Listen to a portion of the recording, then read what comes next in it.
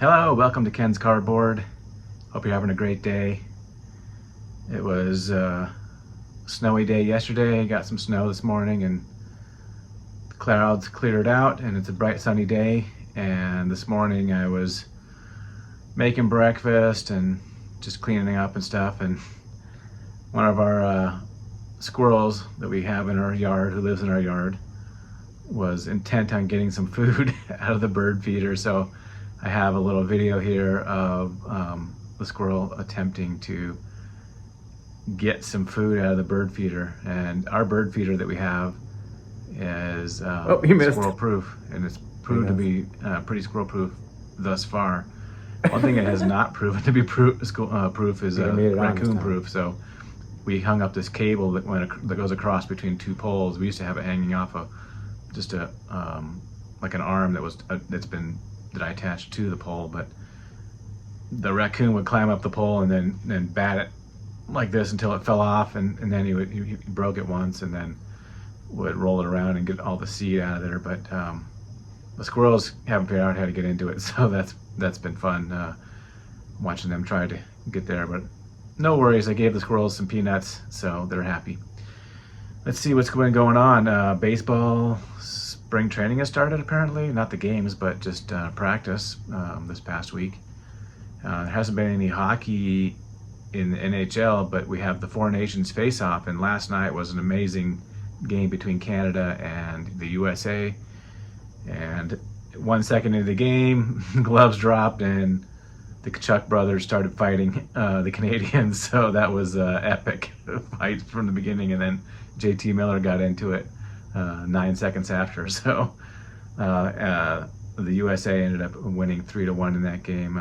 They play Finland, and Canada plays Sweden upcoming here, and then there'll be the final game of Four Nations. So looking forward to seeing either the highlights or watching the games of that. So hopefully there'll be a rematch between Canada and US. So today I'm going to give a little update on my 1978 Topps set. Here's a wax pack wrapper from that set. Picked up a few more cards over the past couple months that I haven't had to show yet, or haven't shown yet.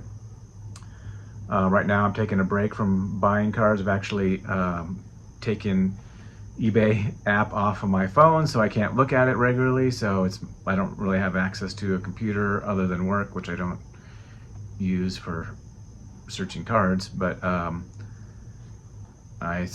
for me to get on my computer and search for cards makes it much difficult. So saving money for a trip to go to Toronto for the expo that they have there at the end of April.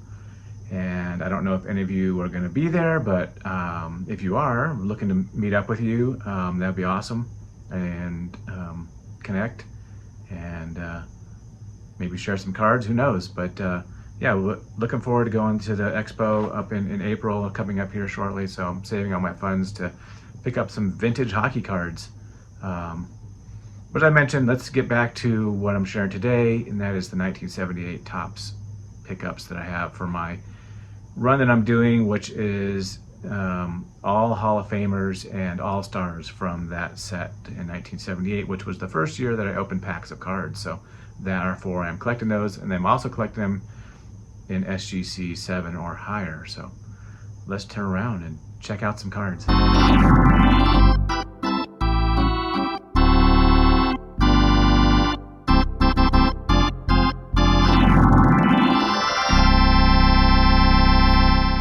All right, so in the background there, I got my stack of 78s in my box. After I put these cards away that I show today, that box will be past full. So I've purchased a different storage unit to house this collection. So that box is full. Moving on from that into a different storage system. In the background, you can see several record breakers that I already have from 1978. We got Reggie Jackson there, most homers in one World Series. We got Willie McCovey with two home runs in an inning lifetime. I think he did it twice. And then we got most hits switch hitter lifetime, Pete Rose, who also holds the record for the most hits of all time. So there you have it. So one of the other all-time records that's out there that's probably maybe it will be broken. I don't know. But I picked up another record breaker. This one of Nolan Ryan here in an 8. 10 or more strikeouts lifetime in a game on most games. So I don't know how many more times he did that. I have to look that up, but great image of Nolan Ryan there. He's in this set a lot. But 104 times by 1978 that he already had fan 10 or more in a career. So he played up until what, 1992 or 3 or something like that. So he had more than a decade to go. So I'm sure he's way ahead in that market. We also got Nolan Ryan over here along with Phil Niekro on the strikeout leaders. Move the camera, move this out a little bit more so you can see that. Also picked up the home run leaders, Mr. Jim Rice and George Foster. Foster was the MVP that year, 76. Let's see who we got in the back here. We got Foster with 52 home runs and Jim Rice with 39. Bobby Bonds, Greg Nettles, George Scott, Reggie Jackson. Man, Reggie Jackson didn't do that good that year, apparently. Oscar Gamble, Jason Thompson, Butch Hobson, Richie Zisk. And on the National League, we got Jeff Burrows, Greg Luzinski, Schmidt, Garvey, Smith, Bench, Carter, Baker, Say. The 4 Dodgers on that list. 2 Reds, 2 Phillies, and an Expo. There you go. We got the home run leaders there in an 8. Very nice looking card. And then this one, I couldn't pass this card up because it was only $5, but it is badly diamond cut. But it's also an O-Pee-Chee, which just wanted to show as an example the difference between O-Pee-Chee and Topps. On the backs, you can see the difference in the card stock. Much brighter, wider card stock. Frank Tavares and Freddie Patek. Shout out to my buddy Dylan. Freddie Patek, shortest player in Major League Baseball history. Well, maybe not history. I mean, there was some tomfoolery that was done by Bill Veeck back in the day. But yeah, there's a Freddie Patek, stolen base leaders, along with Frank Tavares. Shout out to John Mangini. Stolen base leaders in the O-Pee-Chee. I still got to. I'll pick that up in the Topps eventually, but for $5, I'm not going to pass that up. The Reds had a lot of good All-Stars in 1976, and one of those is Dave Concepcion. Not a Hall of Famer, but probably should be. Shout out to my buddy Shannon, Reds fan. Concepcion, one of the best shortstops of the 70s. And if you can tell me if there's a better shortstop, I'd like to know who was a better shortstop in the 70s. So, you know, the way the Hall of Fame goes, I think if you're the best player during a decade, maybe you should be a Hall of Famer, but maybe not. It's debate out there, but there we got Dave Concepcion in an 8. And then we also have Pops, Willie Stargell. Again, shout out to John Mangini with the Pirates. Some good teams back then in Pittsburgh and Cincinnati. This is in a 7. Very nice looking card here. The image is a little dark on there, but love the batting helmet and the cool pinstripes, the black and yellow pinstripes on their card. Awesome. Look at that. Willie was getting pretty much done with his career. I think he played like one more season after this, maybe a couple. But yeah, picked that one up in a 7. Mr. Willie Stargell.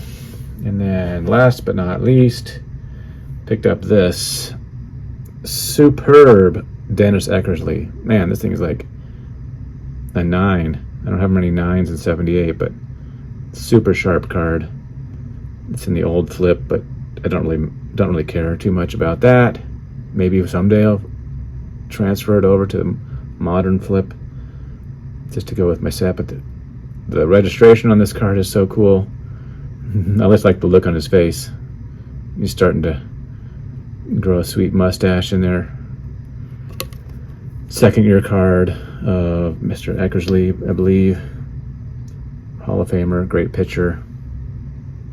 Love the pink and the green. I'm sure who thought about that colors. Maybe it's kind of red and green go together, but yeah, nice looking 9 of Dennis Eckersley. Very clean card.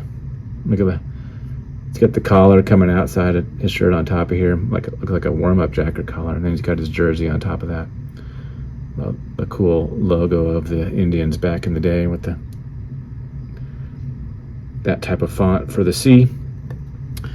So there we go. There's my update on the 1978 Topps set. On that Eckersley, I think I paid less than $20 for that card. So for a 9, usually that card goes in the 50s, but maybe just because people didn't like it in the flip. Don't know. Thanks for watching, everybody. Thanks for stopping by on my update for SGC. As I mentioned before, I'm collecting these in 7s or higher in the SGC slab until I get all the All-Stars and the Hall of Famers. I need to do a countdown on how many I have left, but most of them are probably the All-Stars and maybe not so much Hall of Famers, and you don't see them very much in higher grades or even graded at all. So, you know, I'm kind of skeptical on buying cards ungraded and having them graded because they don't always come back to you know, the right price. But Greg Morris sometimes has some good deals on those, so we'll see if we can find some cards. Maybe I'll stop by one of these shows one time and try to find some ungraded versions that I can get graded. Again, thanks for watching, everybody. Appreciate all your time watching my videos, and peace out.